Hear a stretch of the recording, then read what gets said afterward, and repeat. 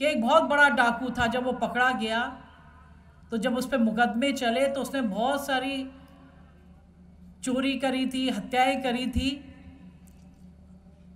लेकिन जब पकड़ा गया, मुकदमा हुआ तो उसको जेल हुई। और जेल में जब उस पर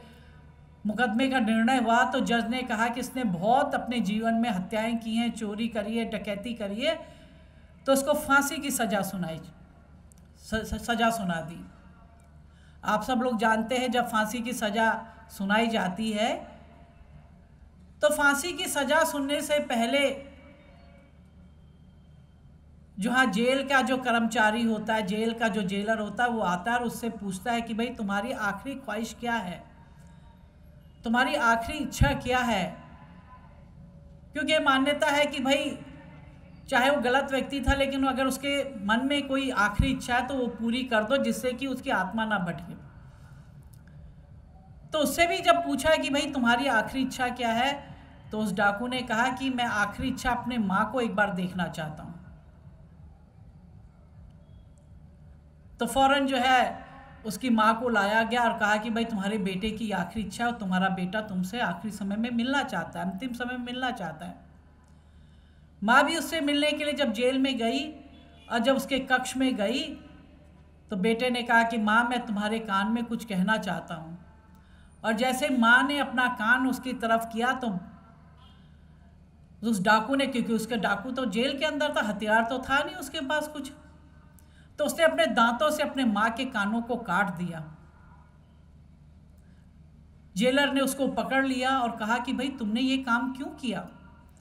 ये तो तुम्हारी माँ थी, तुम्हारी आखिरी इच्छा थी कि मैं अपनी माँ से मिलूंगा और तुमने अपनी माँ के कानों को काट दिया।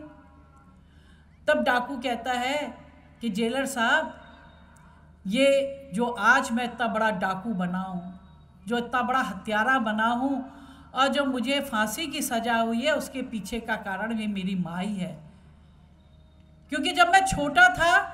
और जब मैं स्कूल जाता था और किसी बच्चे की पेंसिल चुरा लाता था, किसी की रबड़ चुरा लाता था या किसी का स्केल चुरा लेता था, और जब थोड़ा और बड़ा हुआ तो किसी के पैसे चुरा लेता था, और मेरी माँ ये जानती थी, लेकिन उसके जानने के बाद भी मेरी माँ ने कभी मुझे डांटा नहीं, कभी मुझे मारा नहीं, और मुझे शिक्षा नहीं दी कि तू ये काम ना कर बेटा। लेकिन अपने बेटे के लाड प्यार में मेरे हर जो है जुर्म को, हर चोरी को वो जो है बढ़ावा देती गई। और इसी का ये क्रम हुआ कि जो मैं छोटी छोटी जो मैं चोरी करता था, एक रबड़ स्केल की, वो आगे चल के मैं रुपए पैसे की करने लगा, फिर किसी के घर में चोरी करने लगा। जब उस चोरी में मुझे सफलता मिलने लगी तो मैं बड़े डाका डालने लग गया। बड़े डाका डालने के बाद भी मैंने पैसों के लिए लोगों की हत्या करनी शुरू कर दी। तो ये सारा, अगर मुझे बचपन में मेरी माँ, जब मैंने वो स्केल चुराया था, जब मैंने वो रबड़ चुराया था, अगर मेरी माँ उसी समय मुझे दंडित कर देती तो मैं आज इतना बड़ा डाकू नहीं बनता और इतनी बड़ी फांसी की सज़ा मुझे सुनाई नहीं देती। तो एक छोटी सी एक कथा है, कहानी है, जो हम सब लोगों को एक शिक्षा देती है कि हम भी जो है समाज में रहते हैं तो हम अपने बच्चों को अच्छे संस्कार रोपित करें, उन्हें अच्छी शिक्षा दें, उन्हें गलत रास्ते पे ना जाने दें।